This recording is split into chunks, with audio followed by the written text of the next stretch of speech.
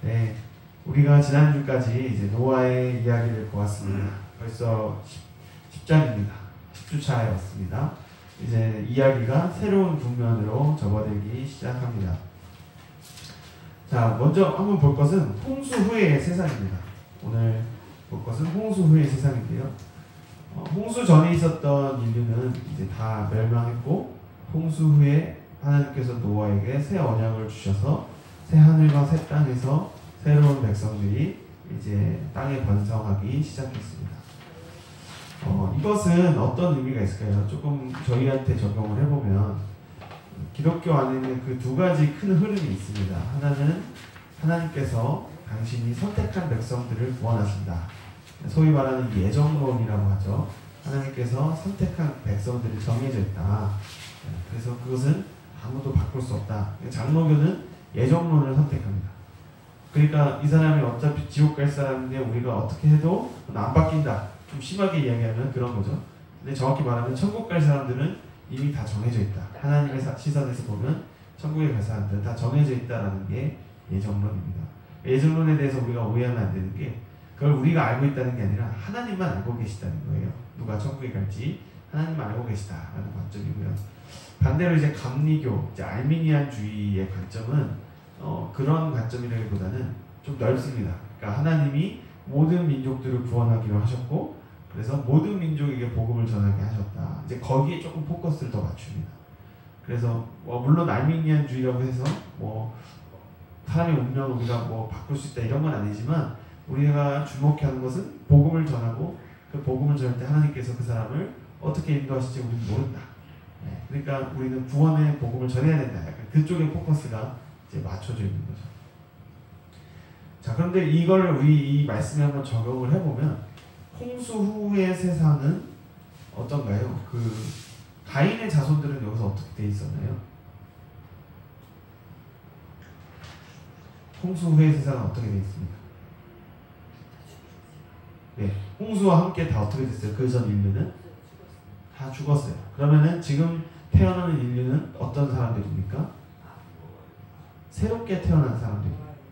노아의 자손들은 새 언약의 백성들인 거죠. 예, 그러면은 우리가 한번 조금 깊이 적용해 보면 그 이전에 있던 사람들은 이미 다 죽었습니다. 그 세상의 모든 권력자 그리고 모든 힘을 상징하는 모든 사람들이 이미 다 죽었어요. 그리고 이제 새로운 인류가 태어났습니다. 그러면은 이 새로운 인류는 하나님의 언약 안에서 원래는 하나였다는 뜻이죠.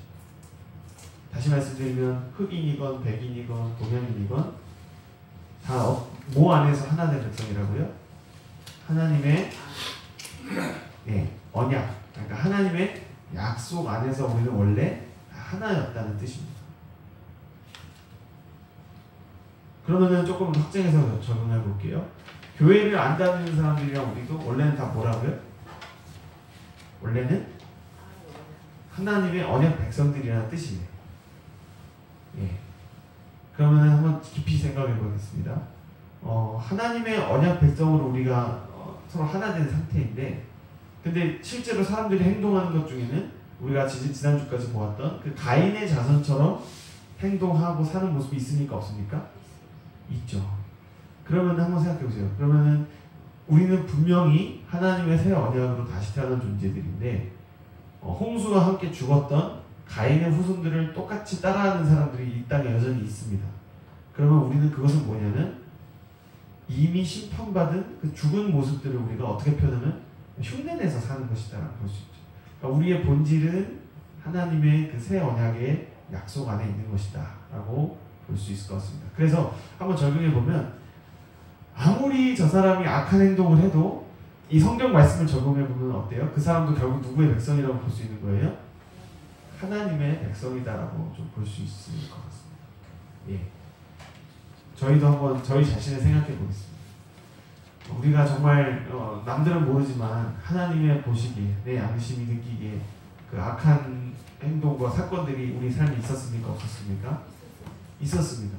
근데 만약에 그때 교회 다니는 사람이 우리한테 와가지고 당신 지옥 갈 거야 이랬으면 우리 안에 믿음이 생겼을까요? 안 생겼을까요? 우리가 하나님을 만날 기회가 생겼을까요? 안 생겼을까요? 안 생겼죠.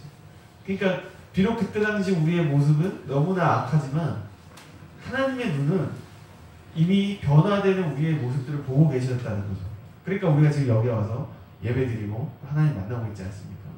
그렇게 우리가 적용해 볼 수 있을 것 같습니다. 그래서 비록 세상에 아무리 악한 사람이 있다 할지라도 우리는 본질적으로 하나다. 그 근거가 뭐냐면 이 노아의 아들들로부터 지금 이 땅에 있는 모든 인류가 다 태어났다라는 것에서 우리가 찾을 수 있을 것 같아요. 자, 두 번째 야벳의 자손을 한번 보겠습니다. 처음에 이제 나온 게 누구의 자손이에요? 2번 야벳의 자손. 노아에게 몇 아들이 있었습니까? 세 아들이 있었는데 지난주에 봤듯이 누가 축복을 받았죠? 두 명이 축복을 받았어요. 셈과 야벳이 축복을 받았고 누가 저주를 받았죠? 함이 저주를 받았습니다. 함은 왜 저주를 받았나요? 그렇죠. 정확히 말하면 이거 아버지의 수치라기보다는 그 새 하늘과 새 땅에서 나온 포도주를 마시고 취한 아버지의 모습을 보고 그것을 덮은 게 아니라 밖으로 나간 거예요. 그러니까 예수 그리스도를 통해서 하나님께서 이루실 그 영원한 언약을 받아들이지 않고 나간 겁니다. 그런데 셈과 야벳은 그 포도주로 상징되는 그 예수 그리스도의 일에 그들은 함께 한 것이죠. 자, 그래서 야벳의 자손부터 이렇게 쭉 내력이 나옵니다. 2절부터 5절에 보면 여러 가지 이름이 나오는데요. 이들은 좀 한번 쓰실 수 있으면 쓰셨으면 좋겠습니다. 이들은 대체적으로 북유럽 서방 민족의 조상이라고 우리가 볼 수 있습니다. 유럽 서방 민족의 조상들, 특별히 이제 저희가 주로 말하는 것은 백인들이라고 할 수 있죠. 야벳의 자손은 유럽과 서방 민족의 조상이다라고 우리가 볼 수 있어요. 대체로 이들이 이제 거주했던 곳은 지중해 연안일 것이다 라고 우리가 추측을 합니다. 우리가 알고 있는 고대사에서 굉장히 중요하게 생각하는 그리스, 로마, 더 나아가서 나중에 이제 프랑스, 영국 이쪽 이 민족들의 조상이다라고 이제 보고 있는 것이고요. 자, 세 번째 이제 함의 자손을 보면 함의 자손이 굉장히 길게 나오죠. 6절에서 20절까지 나와요. 근데 여기 이제 우리가 잘 보면은 다 어려운 이름들입니다. 저도 다 누가 누군지 모릅니다. 네, 그런데 중요한 이름들이 좀 있어요. 그 중에 하나가 이제 가나안, 6절에 나온 가나안, 그리고 제일 중요한 건 우리가 8절에 보면은 누구의 이름이 써져 있습니까? 니므롯이라는 이름이 있어요. 자, 여기서부터 우리가 좀 주목을 해볼 필요가 있습니다. 자, 8절에 니므롯이 나왔는데 그에 대해서 특별한 설명을 성경이 붙이고 있습니다. 뭐라고 돼 있어요? 그는 세상의 첫 용사라. 이거 어디서 보시지 않았어요? 그 창세기 우리 그 노아의 심판 전에 하나님이 땅을 심판하시기 전에 기억 안 나세요? 이 땅에 네피림이 있었습니다. 네. 그 거기에 그들은 거대의 용사더라라는 표현이 있어요. 용사더라. 근데 그거랑 비슷한 표현이 뭐예요? 지금 8절에 세상의 첫 용사라 이런 표현이 있습니다. 자, 그럼 한번 잘 보세요. 성경은 이 용사라는 표현에 대해서 좀 긍정적인 뉘앙스입니까? 부정적인 뉘앙스입니까? 예, 부정적인 뉘앙스예요. 그러니까 자, 한번 보십시오. 우리가 학교에서 역사를 배울 때 전쟁터에서 싸움 잘하는 사람들을 어떻게 해줘요? 역사 시간에? 영웅으로 얘기해 주잖아요. 그죠? 예, 사실 알고 보면 무시무시한 사람들인데 학교 역사책에는 와, 대단한 위인이었다 이렇게 얘기하잖아요. 근데 성경은 그 용사들에 대한 표현이 좋지가 않아요. 그러니까 이 탁월한 용맹함에 대해서 별로 호의적이지 않습니다. 그 이제 나중에 저희가 보면은 다윗이 누굴 때려잡았죠? 골리앗. 블레셋의 골리앗을 때려잡았죠. 골리앗은 어떤 사람입니까? 이 표현대로 하면은 용사예요. 자, 그래서 이것을 우리가 적용해 보면 육신적인 강함에 대해서 성경은 긍정적이지 않다. 탁월한 능력, 탁월한 힘, 네, 탁월한 어떤 카리스마, 타고난 지혜, 타고난 어떠함에 대해서 성경은 굉장히 부정적으로 봐요. 네. 그것이 우리가 전에 봤던 가인의 후손들, 타락한 인간의 하나의 본성이라는 거예요. 자, 그럼 한번 적용해 볼게요. 저희가 이제 역사 시간이나 이런 거 유명한 분들 나오잖아요. 굉장히 멋있고 싸움 잘하고. 근데 이 성경을 통해 보면은 그것이 타락한 인간의 특성을 보여준다라는 거예요. 잘 구별하셔야 됩니다. 세상에서는 그렇게 싸움 잘하고 왕관을 얻고 부귀영화를 취한 사람들을 최고로 쳐주지만 성경은 타락한 인간의 특징이다라고 얘기하고 있다는 거예요. 그것이 이 8절에 니므롯과 그에 대한 묘사를 통해 나옵니다. 9절을 보시면 그가 여호와 앞에서 용감한 사냥꾼이 되었으므로 속담에 이르기를 아무는 여호와 앞에 니므롯같이 용감한 사냥꾼이었다. 그러니까 누군가를 칭찬할 때 너는 하나님 보실 때 니므롯처럼 용감한 사람이야 라고 칭찬해 준다는 거예요. 이제 이해되시죠? 어떤 건지. 근데 이것이 누구랑 또 비슷하냐면 우리 나중에 보겠지만 야곱의 형 누구죠? 에서하고 비슷해요. 또 다윗보다 이전에 누가 왕이었죠? 용맹한 사울이 있었죠. 자, 이거 잘 생각해 보십시오. 성경이 그들이 여호와 앞에서 용맹했다라고 했어요. 탁월한 어떤 능력에 대해서 성경이 어떤 관점을 갖고 있는지 여러분 보시기 바랍니다. 그러니까 이 함의 자손은 결국에는 이들이 퍼진 땅을 보시면 10절에 보시면 그의 나라는 시날 땅과 땅의 바벨과 에렉과 악갈과 갈레에서 시작해서 이 지역이 어디냐면 중동을 말합니다. 중동 및 아프리카를 말해요.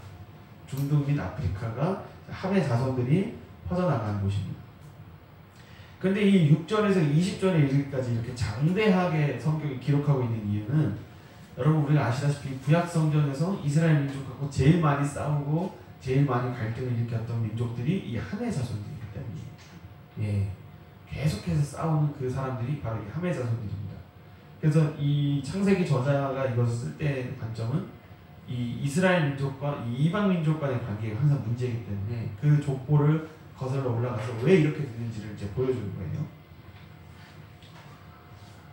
네, 그러니까 이 중동 땅이 지금은 우리가 뭐 사막밖에 없고 뭐 테러가 일어나고 이렇게 얘기하지만 이 고대에는 이 세상의 중심이었어요. 그래서 저희가 이야기했듯이 그 에덴 동산의 위치로 추정되는 것도 거의 그쪽이잖아요. 중동이잖아요.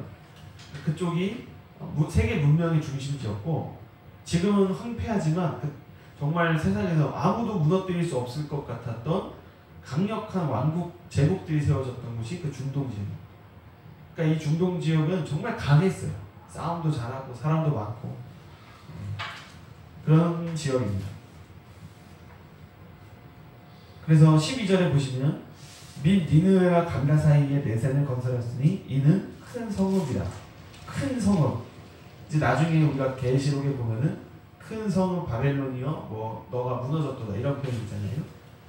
네, 이렇게 인간의 타고난 힘들이 모여서 큰 힘을 이룬다. 네, 이것이 여기서부터 벌써 나오기 시작합니다. 14절에 보면은 가슬로 힘에게서 누가 나왔다고 되어 있어요? 블레셋이 나왔다고 되어 있죠. 네, 이렇게 함의 자손들의 특성을 이제 이야기해주고 있습니다. 자, 그러면 여기서 저희가 적용해 볼 수 있는 건 두 가지 적용을 해볼 수 있을 것 같아요. 첫 번째는 왜 함의 자손이 저주를 받았고 왜 이 함의 자손들은 이미 멸망당한 가인의 후손처럼 이렇게 살고 있는가라는 것이 여러분 이거 깊이 생각해 보세요. 왜 함의 자손은 저주를 받아서 이렇게 되었는가?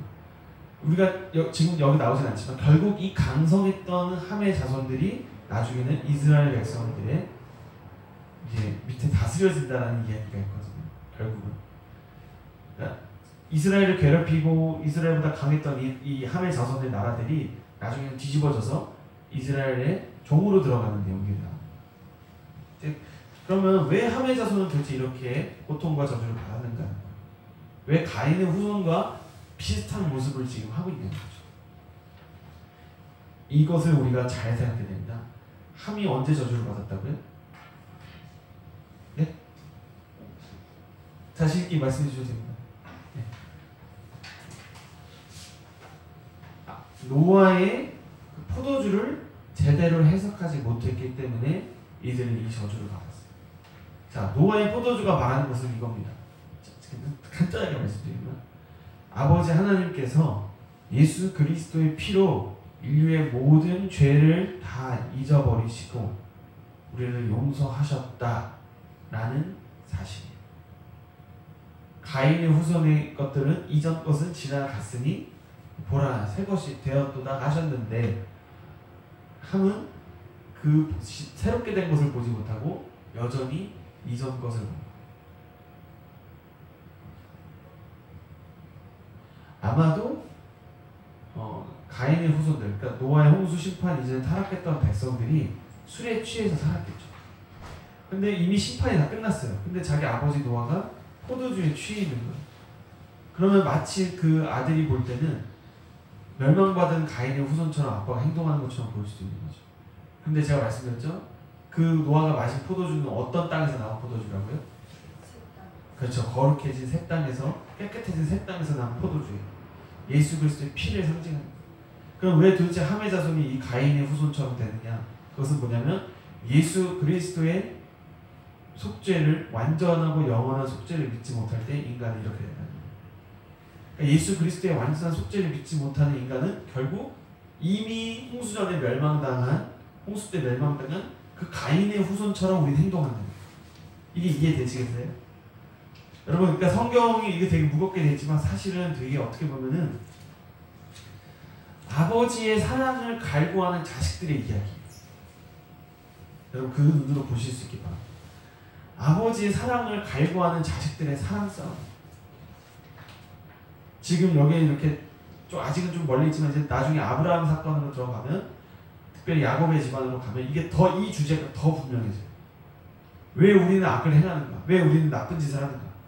아버지의 사랑을 갈구하기 때문이다. 아버지로부터 사랑을 받고 싶기 때문에 더 악한 행동을 하는 모습들이 우리에게 나와요. 근데 아버지는 이미 심판을 다 끝내신 거예요. 그 주제가 있습니다. 그래서 결국 이 함의 자손들은 제가 이제 나중에 이스라엘이나 그 이슬람 민족으로 얘기하는 것처럼 이 하나님을 대적하여 강해진 사람들의 특징이 뭐냐면 하나님의 완전한 용서를 믿지 않아요. 하나님의 용서와 사랑을 믿지 않아요. 가슴 깊이 받아들이지 못해요. 하나님이 나를 용서하셨다. 하나님이 나를 사랑하셨다. 이 단순한 사실을 못 받아들여요. 그래서 하나님의 사랑보다 뭐가 더 크게 느껴지냐면 인간의 죄가 더 크게 느껴집니다. 그것이 함의 자손의 특징이고 오늘날도 예수님을 믿지 못하고 변화되지 않는 사람들의 특징이라는 거죠. 자, 그러면은 제가 복잡하게 말씀드렸는데 그럼 한번 정리해 볼게요. 사람은 언제 바뀔까요? 어떻게 바뀔까요? 그렇죠. 예수님의 피라는 그 하나님의 사랑을 받아들이는 만큼만 인간은 변화된다.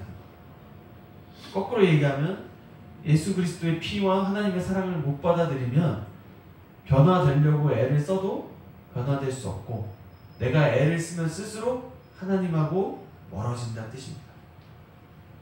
이해되십니까? 이해되십니까? 아멘. 그러니까 교회에서도 그런 거예요. 내가 하나님의 사랑을 얻어내기 위해서 기도하고 봉사하고 헌신한다. 함의 자손인 거예요. 노예의 DNA인 거예요. 우리가 노력한다고 하나님의 사랑을 더 얻어낼 수 있는 게 없습니다. 그럼 어떻게 하나님의 사랑을 알 수 있나요? 예수 그리스도를 받아들이라. 그분이 하신 일들을 믿으라는 겁니다. 이미 완전한 그분의 속죄와 부활을 믿으라는 겁니다. 그걸 우리 마음으로 믿어질 때 그때 하나님의 사랑이 우리 영혼 안에 부어지게 됩니다. 아멘. 그것이 이제 복받는 민족의 이제 특성인 것이죠. 19절에 보면은 이 가나안 족속의 경계가 어디에 대한 이야기까지 나와요? 소돔과 고모라까지 나와요. 소돔과 고모라. 우리가 말하는 그 타락한 타락의 어떻게 보면 상징과도 같은 소돔과 고모라까지 나와요. 어떤 의미에서는 우리가 하나님의 사랑을 알지 못하고 율법적인 신앙생활을 할수록 어떤 율법적인 게 강할수록 더 타락해요. 예. 이제 청교도들, 미국의 우리 청교도들 아시죠? 미국을 세운 청교도들. 하나님이 정말 그 청교도를 너무 사랑하신 것 같아요. 정말 그들을 하나님을 너무 사랑했고 말씀을 사랑해서 유럽에서 그 종교의 박해를 피해서 미국으로 갔습니다. 너무 힘들었죠 처음에는. 정말 이민 1세대는 다 죽어버리고 이민 2세대도 굶어 죽기 직전에 인디언들이 도와줘서 추수감사절을 지내고 이제 나라에 번성하게 됐습니다. 그러니까 이 미국인들은 제2의 어떻게 보면 출애굽을 경험한 사람들이에요. 유럽이라고 하는 그 종교적인 애굽에서 벗어나서 종교의 자유가 있는 그 아메리카 땅에서 마음껏 신앙생활을 하려고 간 거거든요. 근데 알고 보니까 이 미국이 어떤 곳이었어요? 세상에 여기보다 좋은 땅이 없는 거예요. 지구에서. 다 있어요. 뭐 없는 게 없습니다. 진짜. 이번에 또 어디서 석유가 또 나왔대요. 미국은 석유를 수입할 일이 없어요. 자기네 나라에서 나는 것만 해도 굶어 죽지 않습니까? 그러니까 지구 나머지가 다 망하고 미국만 살아도 미국은 살아남을 수 있어요. 네. 없는 게 없습니다. 자원도 많죠. 땅도 넓죠. 인구도 많죠. 얼마나 똑똑한 사람들이 많습니까? 그런 땅으로 그들이 간 거예요. 그들이 알고 간 게 아니라 신앙의 자유를 찾아서 갔더니 알고 보니 그 땅이 그런 곳이었다. 네. 하나님이 정말 그 미국의 그 청교도들 너무 사랑하시는 것 같아요. 그런데 이 청교도 정신이 이제 스위스의 칼뱅으로부터 왔는데, 칼뱅, 우리 장로교회 어떻게 보면 좀 어떤 근원이 되시는 분이죠. 근데 칼뱅의 그 교리나 이런 것들이 되게 칼 같아요. 만약에 칼뱅이 지금 여기 나타났다 이러면 우리 아마 다 쫓겨났을 거예요. 네. 칼뱅이 진짜 성경을 엄청 빠삭하고 이 사람이 법학되어서 아주 진리에 대해서 너무 정확해요. 그런데 이제 아시잖아요. 그 진리를 그렇게 명확하게 지킬 수 있는 사람이 현실적으로 보면 그렇게 많지가 않거든요. 어떤 일이 생기냐면 분위기를 따라서 칼뱅이 말하는 대로 신앙생활을 하는데 그 칼뱅이 말하는 수준으로 못 사는 사람들이 너무 많은 거죠 사실. 그러니까 미국의 청교도들도 마찬가지였습니다. 그 예수 그리스도를 알고 하나님의 말씀에 깊이 빠져든 사람도 있었지만 나는 아직 중생의 체험도 없고 뭐 하나님을 만난 적도 없는데 태어나고 보니까 미국인이고 청교도인인 거예요. 그래서 어렸을 때부터 당연하게 미국에 있는 교회에 가고 예배에 출석했는데 그러다 보니까 이제 나이를 먹고 세상을 알아갈수록 그 신앙생활이 어떻게 나갈까요? 나를 자유하게 해준 신앙생활이 아니라 나를 묶어버린 배터리 나갔어요. 마이크 여기 있네요. 그러니까 나를 구속하는, 억압하는 걸로 느끼는 거예요. 그러면 어떻게 되냐면 그런 이제 모태신앙들이죠. 일종의 그 모태신앙들이 못된 신앙이 돼서 나쁜 짓을 골라서 하게 됩니다. 나는 자유를 찾아가겠어 이러면서 술도 내가 원하는 대로 마실 거야 이러면서 이렇게 그런 삶을 살게 돼요. 오히려 술을 많이 마셔본 사람들은 뭐 별거 없다는 걸 알고 이제 신앙생활을 열심히 하는데 그냥 억지로 그냥 뭐 마시지 말래서 마시지 못하다가 이게 알고 보니까 뭐 아무도 나를 못 건드리네 이러면서 이제 확 마셔버리는 거죠. 대표적인 미국 1900년대 초반에 이제 금주령 같은 게 그런 건데, 그러니까 이 청교도에는 빛과 어둠의 역사가 같이 있습니다. 그러니까 빛의 역사는 그 청교도 특유의 그 정신으로 민주주의를 세우고 법을 세우고 나라를 발전시킨 면이 있어요. 근데 어두운 면이 뭐냐면 그 가정 폭력, 학대. 예를 들면 아빠 엄마가 애를 보니까 애가 너무 하나님 말씀을 안 지키는 거예요. 그러니까 애를 아주 박살을 내는 거예요. 그러니까 애가 커서 하나님을 좋아할까요, 싫어할까요? 그렇죠. 그런 일들이 미국의 가정사에 보이지 않게 숨어 있습니다. 밝은 면도 있었지만 어두운 면도 있었어요. 하나님을 사랑하지 않고 구원받은 영접하지 않았는데 억지로 그냥 교회 생활한 거예요. 그러니까 오히려 하나님을 더 싫어하게 되고 하나님을 오해하게 되고 이런 일들이 미국의 청교도에도 있었습니다. 그래서 지금 여러분 아시다시피 미국은 어떻습니까? 그 청교도 정신을 잘 지키는 좋은 교들도 아주 많이 있어요, 미국에는. 근데 그 어떤 이 억압하는 분위기에 반발해서 저항하는 사람들도 많이 있는 것이죠. 실제로 그 흑인 차별 운동을 했던 그 KK단 아시죠? 얼굴에 하얀 두건 쓰고 흑인들 뒤에서 괴롭히던 사람, 상당수가 교회 사람들이었어요. 그러니까 그들이 생각하는 기독교는 우리 백인 청교도들을 위한 하나님인 거예요. 이해되시겠어요? 그러니까 밝은 면과 어두운 면이 같이 있다는 얘기를 하는 거죠. 너무 그 고정관념이 강하다 보니까 하나님은 우리 백인들만을 위한 하나님 이런 게 너무 강해서 뭐 차별이라든지 이런 것들이 굉장히 강했다는 것을 볼 수 있습니다. 우리나라 같은 경우에는 이제 청교도는 아니지만 유교가 있었잖아요. 유교가 성경의 율법하고 비슷한 면이 있거든요. 차이점이 있다면 율법은 하나님을 섬기도록 주신 것이고 유교는 다른 사람들을 통제하기 위해서 만들어낸 거예요. 그 차이가 있죠. 아무튼 그렇기 때문에 이 청교도적인 율법은 한계가 있다. 대표적으로 또 이슬람도 마찬가지입니다. 이슬람이 얼마나 엄격한 법을 갖고 계신지 아십니까? 엄청 엄해서 교회하고 비교도 안 될 정도로 엄청 사람을 억압합니다. 그럼 그 사람들이 그 중동에 있을 때는 정말 신실한 이슬람 교도인 것처럼 행동을 하는데 그들 법이 또 뭐냐면 외국에 나가면 니들 마음대로 해도 된다 이런 거거든요. 그러니까 이 사람들이 외국에 나가면 미친 듯이 자기 원하는 대로 사는 거예요. 그러니까 그동안 억눌려 왔던 나의 욕망을 드디어 구출시킬 수 있겠구나 하면서 이렇게 산다는 거예요. 그게 반복됩니다. 성경에도 보면은 이 가나안 족속이 왜 소돔과 고모라의 조상이 됩니다. 그러니까 예수 그리스도의 피를 받아들이지 못하고 내가 스스로 의로워지려고 애를 쓰면 쓸수록 우리는 소돔과 고모라처럼 타락한 모습을 향해 나아간다. 이해되시나요? 아멘. 네, 그렇습니다. 자, 그러면 이제 함의 자손 여기까지 보고요. 21절부터는 누구의 자손이 나오죠? 셈의 자손이 나옵니다. 네, 노아로부터 축복을 받은 셈의 자손이 21절부터 31절까지 나옵니다. 자, 이스라엘 민족의 조상이라고 할 수 있죠. 그런데 여기서 한번 저희가 짚고 넘어갈 것은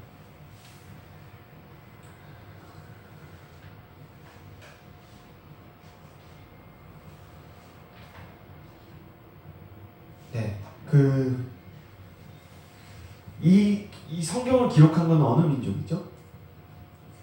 네, 당연히 이스라엘 민족이 기록을 했어요. 그러면 여러분 한번 생각해 보세요. 우리 민족에 대해서 쓸 때 우리 민족에 대해서 호의적으로 쓸까요? 부정적으로 쓸까요? 호의적으로 쓰겠죠.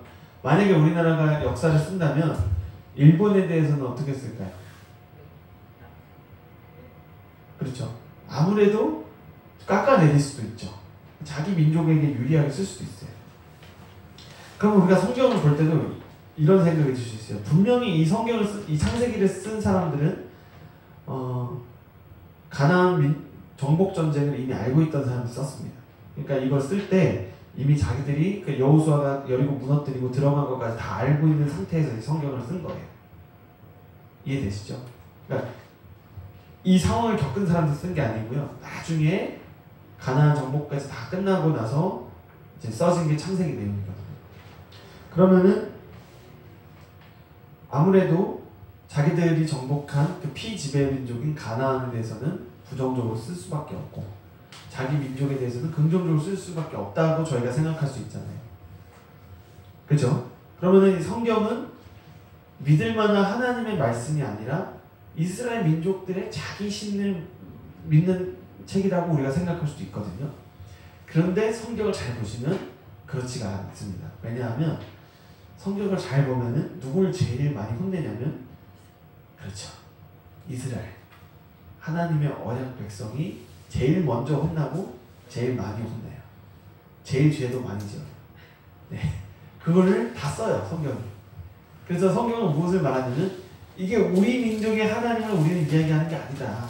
이 여호와 하나님이 만군의 여호와시고 유일한 하나님이시고 진짜 하나님이시라는 것을 이 구약 성경이 보여주고 있다는 겁니다. 아멘. 그 관점에서 보시면 될 것 같아요. 그런데 25절 한번 보세요. 25절에 보시면 그 아들 하나님을 벨렉이라 했으니 그때의 세상이 나뉘었으며 라고 했습니다. 벨렉이라는 이름은 나뉘다라는 뜻입니다. 그럼 이때 세상이 어떻게 나뉘었는가에 대해서 두 가지 학설이 있어요. 하나는 지각변동이 일어났을 것이다 라는 학설이 있습니다. 여러분 판게아 이론이라고 아십니까? 이 지구에 있는 대륙들이 원래는 다 하나였다는 거예요. 가까이 붙어있는 한 땅덩어리였다는 겁니다. 그런데 여러 가지 사건들을 겪으면서 이 땅들이 이렇게 분리가 돼서 지금의 모습이 됐다라는 거예요. 제가 그림을 준비했어야 되는데 죄송합니다. 그래서 실제로 지금 지구의 5대양 6대주 대륙들을 합치면은 한 땅덩이 모양이 만들어지거든요. 그러면 어떻게 세상이 나뉘었는가? 홍수 때 이제 물이 차올랐고 그 물이 가라앉으면서 땅과 땅 사이가 물로 잠긴 거예요. 그리고 그 물로 인해서 땅의 거리가 생긴 겁니다. 그렇게 보는 거예요. 그래서 지금의 지구의 모양이 됐다. 여기서 말하는 세상이 나뉘어졌다는 것은 그러한 지각 변동을 말하는 것이다 라는 학설이 있습니다. 그 증거가 또 뭐냐면 노아 이전에는 사람들이 900살까지 살았어요. 노아 때쯤에 이르러서 400살 정도 삽니다. 그리고 이 벨렉 이후에부터 수명이 200살대로 또 떨어져요. 그래서 그것이 이제 지구가 기후가 변화됐고 지구의 환경이 변화됐기 때문에 인간의 생명이 연수가 줄어들었다라고 보는 그런 관점이 있습니다. 그런데 사실 이제 하나님의 관점에서 보면은 계속해서 하나님 그 말씀하시는 거예요. 이 땅에서 오래 사는 게 목적이 아니다. 그걸 이제 하나님은 저희에게 말씀하시려고 하시는데 아무튼 그렇습니다. 그리고 두 번째는 뭐냐면 이 25절에서 나오는 그때의 세상이 나뉘었다는 표현이 이제 저희가 다음 주부터 보게 될 바벨탑 사건을 얘기한다는 거예요. 그러니까 성경이 이렇게 장절로 나뉘어진 것은 원문이 아닙니다. 원래 성경은 다 이어져 있어요. 이렇게 무슨 10장, 11장 이런 게 없습니다. 그러니까 이미 이 내용을 쓸 때는 바벨탑 사건을 알고서 쓴 거예요. 그래서 그때의 세상이 나뉘었다는 건 뭐냐면 사람들이 바벨탑을 지을 때 하나님께서 언어를 혼란하게 하셔서 그 사람들을 흩으신 내용이 나오거든요. 그래서 여기서 말하는 세상이 나뉘었다는 건 뭐냐면 바벨탑에서 인류의 언어가 나뉘어졌다 라고 이야기할 수가 있습니다. 자, 근데 흥미로운 건 뭐냐면 이 구조적으로 보면 야벳의 족속, 야벳의 후손, 그리고 함의 후손, 셈의 후손 이렇게 쭉 나오잖아요. 그리고 각 자손들의 이름을 다 이야기하고 나서 꼭 마지막에 뭐가 나와요? 빨간색으로 줄쳤는데 각기 족속과 언어와 지방과 나라대로였더라 이런 표현이 나옵니다. 그러면 이미 많은 족속이 있었고 많은 언어가 있었는데 바벨탑 사건에서도 많은 언어는 있었다는 거예요. 그러면 하나님께서 언어를 혼잡하게 하셨다는 건 뭘까요? 이미 언어는 서로 달랐어요. 이 사람은 중국어를 쓰고 이 사람은 영어를 썼습니다. 근데 하나님께서 혼잡하게 흩으셨다는 건 뭐예요? 말이 안 통하는 거예요. 네. 같은 한국어로 말을 하는데 말이 안 통하는 거예요. 이해되세요? 이게 무슨 말인지? 예를 들면 내가 너를 사랑해 이렇게 얘기하는데 듣는 사람은 얘가 나를 싫어하는구나 이렇게 생각한다는 거예요. 그건 뭐냐면 언어의 단어의 문제가 아니고 마음이 하나님께서 마음을 닫아놓으신 겁니다. 그러니까 마음이 닫히면 아무리 우리가 같은 언어를 써도 각기 다른 해석을 한다는 거죠. 똑같은 뭐라고 할까요? 컵이라는 단어를 써도 이 컵에 대한 각자의 생각은 지금 어떻습니까? 어떠세요? 다 다르다는 거예요. 뭐 예를 들면 광명임직교회라는 단어를 딱 들으면 어떤 게 생각나세요? 그 생각은 다 다르다는 거예요. 그러니까 지금 어떻게 이야기하냐면 각자 지금 다 딴 세상에 들어가 있는 거예요. 근데 그것이 바로 하나님께서 노아의 홍수 이후에 그 바벨탑 사건에서 인류를 흩으신 것이다 라는 거죠. 근데 이것이 나중에 어디서 하나가 되냐면 오순절 마가의 다락방에서 다시 하나가 됩니다. 그 성령이 강림하시니까 사람들이 한 영이 됩니다. 예, 아무튼 이제 그건 나중에 얘기할 주제고요. 그렇습니다. 그래서 25절의 사건은 저는 그렇게 생각합니다. 이것은 이제 바벨탑 사건에서 언어가 나뉘어진 것을 이야기한다 라는 겁니다. 이들은 이제 지금의 이스라엘 땅을 중심으로 이제 형성된 사람들이다라고 볼 수 있어요. 자, 그래서 마지막에 32절 한번 큰 목소리로 같이 읽어볼까요? 시작! 이들은 그 백성들의 족보에 따르면 노아의 자손의 족속들이요 홍수 후에 이들에게서 그 땅의 백성들이 나뉘었더라. 아멘.